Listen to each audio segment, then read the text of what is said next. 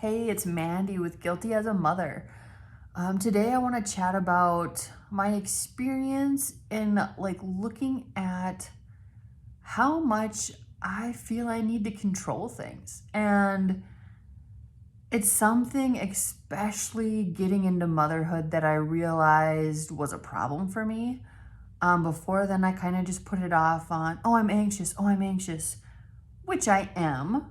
I do have issues with that also, but my need to control in just weird ways, and the feeling I have of if I don't look a certain, not even look a certain way, but like kind of the status norm, if you will, of doing things out in public, um, that I'm going to be looked at in a weird way, or somebody's gonna, it really comes down to judgment.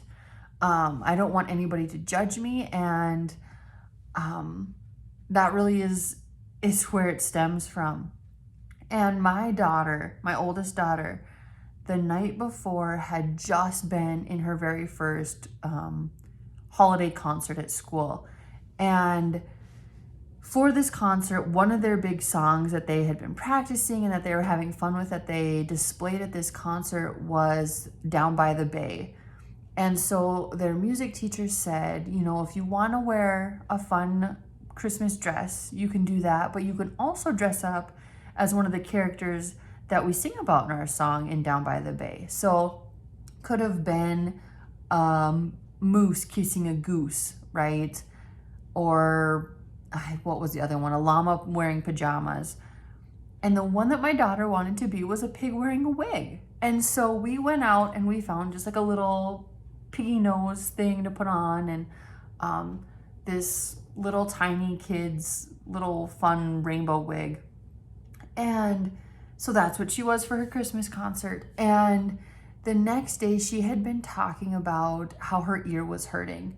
And so instead of letting an ear infection get worse, which we've noticed is a pain in the butt with our little ones who can't verbalize that their ears hurt yet, I just took her in right away. And as we're getting ready, she stops me and she's like, Mom, I've got to bring my pig in the wig costume because the doctor, she's going to want to see it.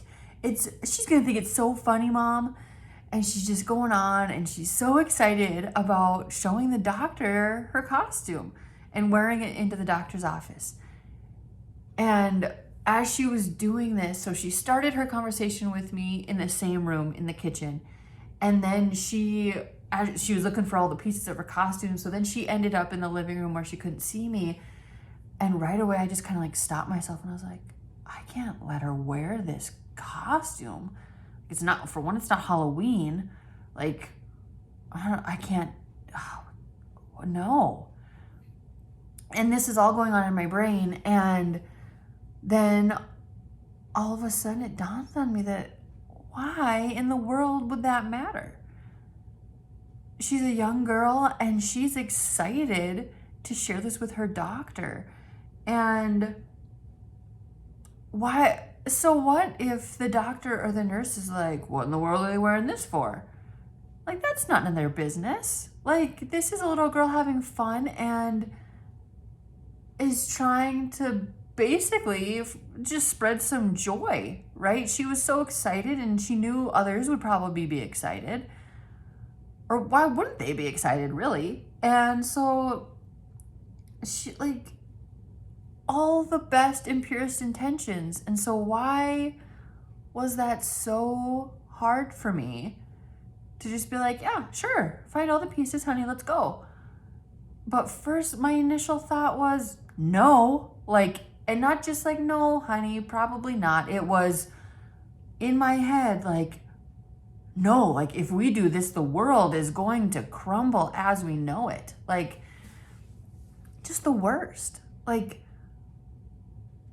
and what I realized is that all through growing up, like, this has been something that has just kind of built in me, where it was, don't do anything that's unexpected, act as you're supposed to act, and everything will be fine. And if you don't, almost like not even be an outcast, but like, what's wrong with you? And as soon as I started to realize that that's where it was stemming from, I was like, absolutely not. Like, if my daughter wants to do this, I'm going to let her do this. And I'm going to stop as much as I can of this thought process intruding into my own daughter's thought patterns of people pleasing and unreasonable, or not unreasonable, but unnecessary expectations of being somebody else. Like, this is who my daughter is. She thinks characters and fun pajamas that have pictures on them, as soon as she puts them on, she is that smiley face pajama, or she is that unicorn rainbow mermaid, whatever it is. Like, she takes it all in and she is just in that experience.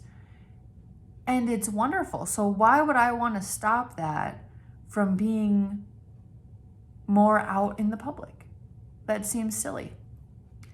And, you know, it's not like it was going to hurt anyone. And yeah, it's just silly. So I let her do it. And I stopped and I said, okay, honey, do you want to wear just a few pieces of it, or do you want to wear the whole thing? And she wanted to wear the whole thing. And I was like, excellent. Can you find all the pieces? Oh, you want to put them on now? Okay, it might be uncomfortable in the car. But she was okay with it. So we put it on. And the nurse, when we got there, smiled and asked her what it was about. And she told her, and she said, well, that was very cute. And the doctor came in, and I could not have been more excited about how our pediatrician responded, because Roan started taking it off because, one, it was like over her nose and I think it was getting uncomfortable. But then she said, oh, well, could your mom just show me a picture from your concert? And then she stopped and she goes, no, I'll put it on. And she put it on, and our pediatrician, she was all in it with her, asking her questions, and just had the biggest smile. And I think that's the best thing that could have came from it, is just my daughter's awesomeness just made more people happy that day. And I think that's fantastic. And I'm so glad that I didn't allow the guilt, the anxiety, the fear of judgment, or whatever to hold me back from letting my little girl just be who she is.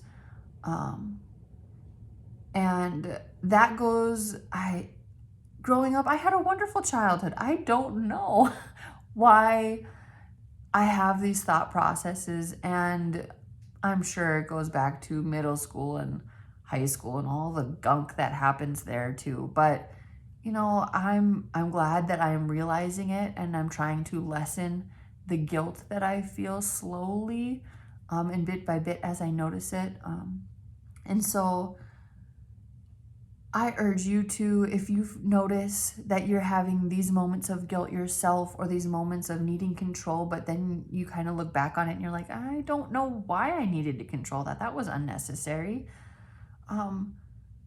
It's not just you. I'm sure there's lots of us out there who have this thought process and this guilt and questions as to why we do the things we do. But if we come together, we can talk about it and figure it out and help each other heal and help each other just, I don't know, air that gunk out and move past it, because there is no sense in dimming our light, our children's light, whatever it is, so that there can just be more fun and unexpected things in the world.